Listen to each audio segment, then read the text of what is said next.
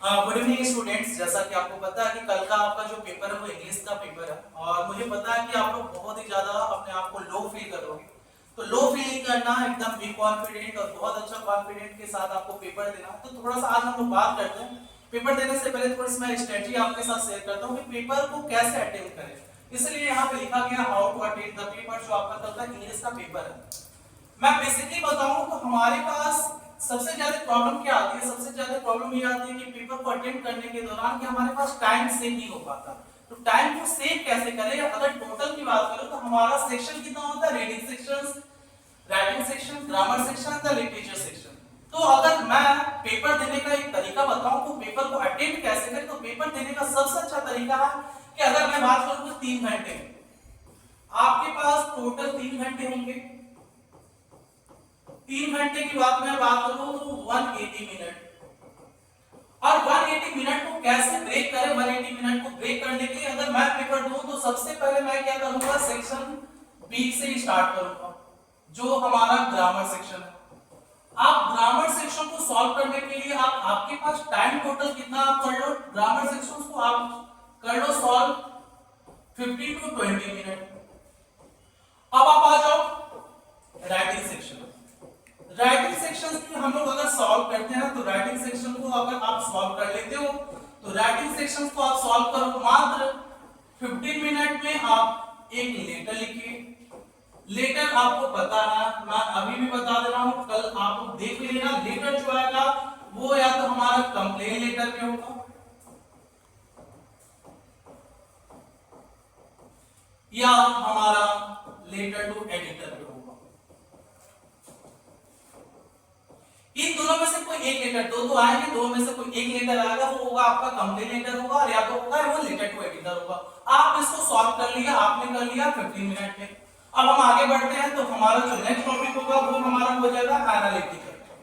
अब एनालिटिकल को सॉल्व करने के लिए आप मैक्सिमम से मैक्सिमम आप टाइम लीजिए, तो 15 मिनट का आप टाइम लीजिए।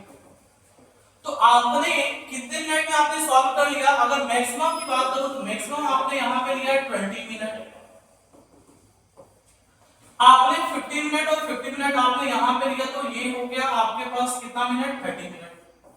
अब आप क्या करोगे? आपके पास अब तुरंत आपको आगे बढ़ना और वो हम लेंगे सेक्शन सी। सेक्शन सी जो होगा वो हमारा क्या होगा? Literature section.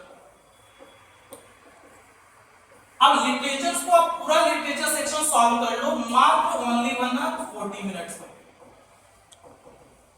तो आपने कितना कितना टाइम आपने वेस्ट कर लिया? आपने ग्रामर सेक्शन को आपने किया 20 मिनट में, उसके बाद से राइटिंग सेक्शन आपने किया 15 मिनट और 50 मिनट।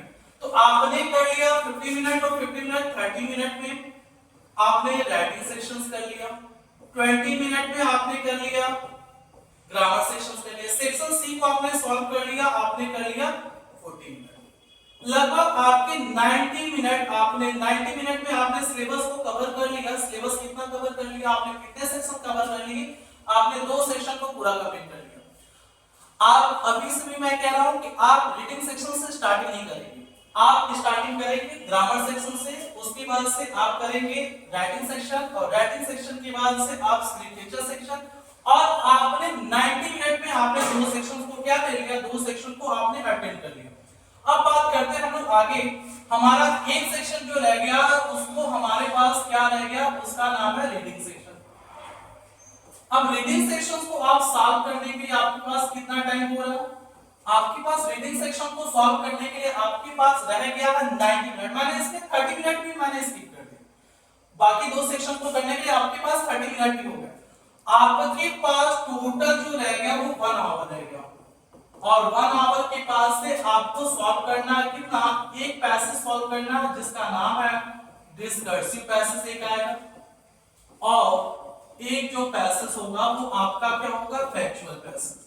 तो आपने 2 पैसेज को सॉल्व कर लिया 1 घंटे। तो इस वजह से आपने पूरे टाइम रहते हुए आपने पूरा पैसेज क्या कर लिया और सारे पेपर्स को आपने अटेंड कर लिया। बच्चों को सबसे ज्यादा प्रॉब्लम यही आती है कि उनका टाइम सेव नहीं हो पाता। कभी-कभी ये प्रॉब्लम आती है कि उनका पेपर्स, उन्हें क्वेश्चन तो आ रहा था लेकिन क्वेश्चन आने के बाद भी उनके पास टाइम नहीं होता। अभी मैं बता दे रहा हूं, जब भी आप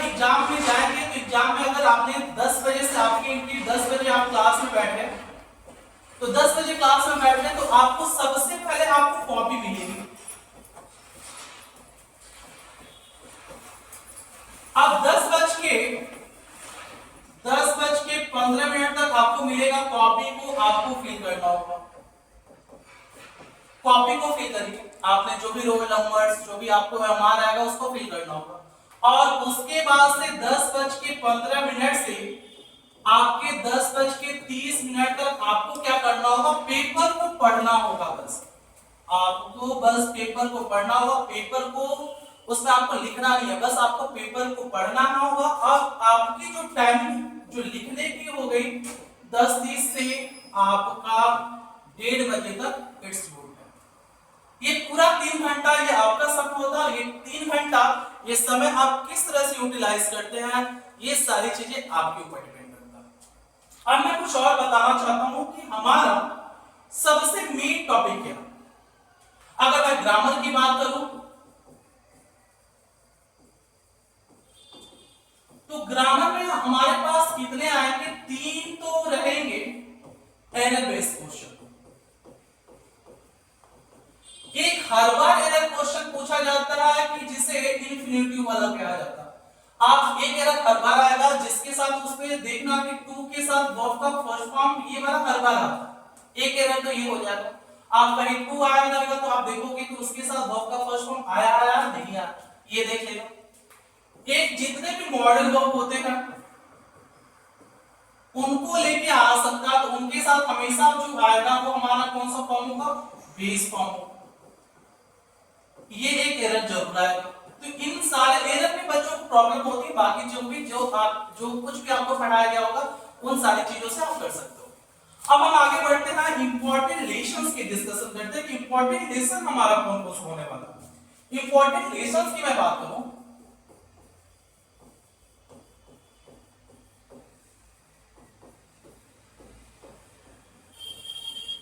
इंपॉर्टेंट लेसन्स की मैं बात करूं तो इन सारे में कुछ चैप्टर्स का नाम लिख रहा हूं, आप वो चैप्टर्स बिल्कुल देखकर जाएंगे। और उन चैप्टर से हर बार लॉन्ग क्वेश्चंस की मैं बात करूं,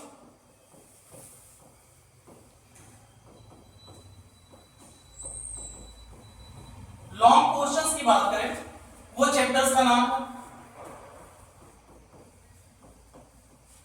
Nelson Mandela. Second question chapters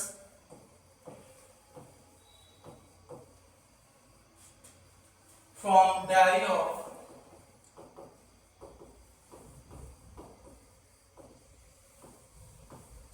Anne Frank. थोड़ा सा राइटिंग आप लोग ली जाएंगे please.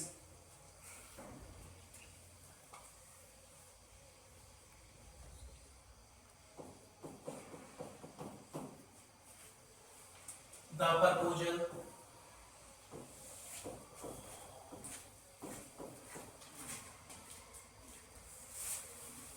Glimpses of India,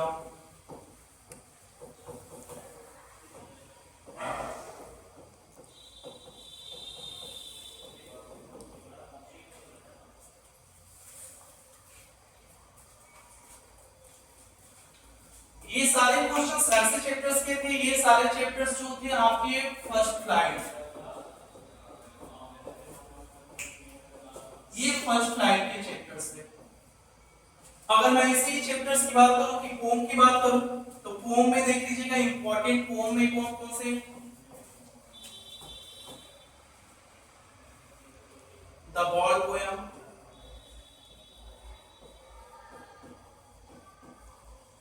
the ball poem और फॉर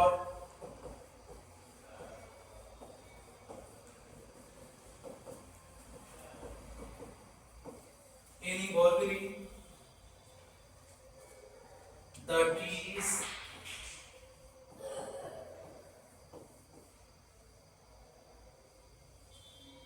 फुटप्रिंट्स की बात करें हम लोग,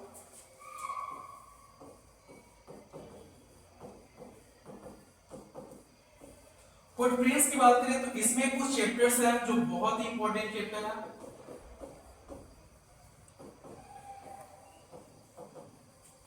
द मेकिंग ऑफ साइंटिस्ट,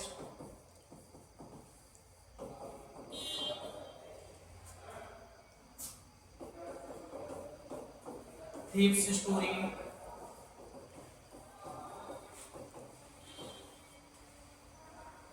भोली,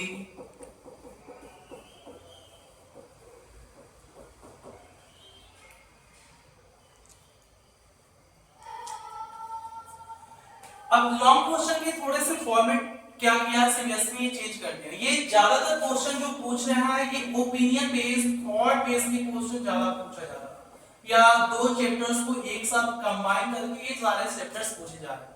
तो ये इतने इंपॉर्टेंट क्वेश्चंस हैं, ये जितने भी चैप्टर्स मैंने लिखा है ये सारे इंपॉर्टेंट चैप्टर्स हैं। आप एक बार इनको चैप्टर्स को देखकर जाओ, और जितने भी स्टोरीज लिखी गई है, जितने भी पोएम लिखे गए हैं, इस पोएम में से जरूर आप इनके पोएट का नाम आप लोग एक बार जरूर देखकर जाएंगे। आप एक बार पोएटिक डिवाइस देख के जाना, पोएटिक डिवाइस देख लेना, एक बार टोन के क्वेश्चन देख लेना, ये सारे क्वेश्चंस आपको देख के जाने। इसके अलावा और कुछ नहीं पढ़ने की जरूरत होगी। इसके अलावा जितना आप लोगों ने पढ़ा है वो सारा इनफ है, उतना सफिशिएंट है। और मैं कहना चाहता हूँ आप लोगों से पैनिक नहीं होना, पैनिक नहीं होना है, एकदम रिलैक्स, एकदम माइंड को काम रखना, एकदम कूल होकर जाना है एग्जाम देने। मुझे पता है कि आप लोगों ने बहुत मेहनत की है और बहुत अच्छा रिजल्ट आपका आएगा, लेकिन अपने आप को बस काम रखिए, आप प्रॉपर नींद लीजिए, प्रॉपर आराम करिए, और सुबह जाइए, सुबह भगवान का नाम लेके अच्छे से पेपर देकर आइए, और मुझे लगता है कि आप बहुत अच्छा करोगे। तो मैं आपका टाइम भी ज्यादा वेस्ट नहीं करना चाहता हूँ, और ज्यादातर आप सारी चीजों को करो, बहुत अच्छा कर रहा हूँ। और जितना आपने पूरे साल में मेहनत किया है, ये लास्ट टाइम है, एक बार और मेहनत करने की जरूरत है। और ये लास्ट टाइम आ गया है कि आपको अपने पेरेंट्स को प्राउड फील कराना है, अपने टीचर्स को प्राउड फील कराना है, और अपने लोगों को प्राउड फील कराना है। यही टाइम है, और ये सारे इंपॉर्टेंट है। मैंने अभी भी बताया, फिर से मैं बता रहा हूँ, आप रीडिंग सेक्शन से मत करना, क्योंकि कभी कभी क्या होता है कि आपका जैसे जैसे टाइम वेस्ट होगा आपको ये लगेगा कि मेरा ये क्वेश्चन छूट रहा है, ये क्वेश्चन छूट रहा। हाँ, और एक बात और मैं कहना चाहूंगा कि ग्रामर के क्वेश्चंस जब आप अटेंड करना, तो उसमें आप जब भी ग्रामर के क्वेश्चंस अटेंड करना तो कोशिश ये करना कि उसके ऑप्शन में ए, बी, सी, जो भी उसके ऑप्शन होंगे वो ए, बी, सी, डी करके लिखने की कोशिश करिएगा। आप पूरा नहीं लिखिएगा, इससे तो आपके पास बेनिफिट होगा, एक तो आपका टाइम भी सेव होगा, और भी बेनिफिट है। अगर आपका बाय द वे भगवान कभी ऐसा ना करे कि अगर कितने नंबर से कम होते हैं, तो जो एग्जामिनर होगा वो इन सारी चीजों को क्या कर सकता है, करेक्शन कर सकता है। तो आई होप मेरी बात आपको बहुत अच्छे से समझ में आई होगी। मैं आपका जो रोशन सर आपके लिए हमेशा बेस्ट सर, जो आपके हमेशा आपके बारे में अच्छा सोचता हूं और आगे भी अच्छा सोचूंगा, और ये सारी चीजें आप अच्छा करिए। जो सो इसी के साथ thank you, all the best.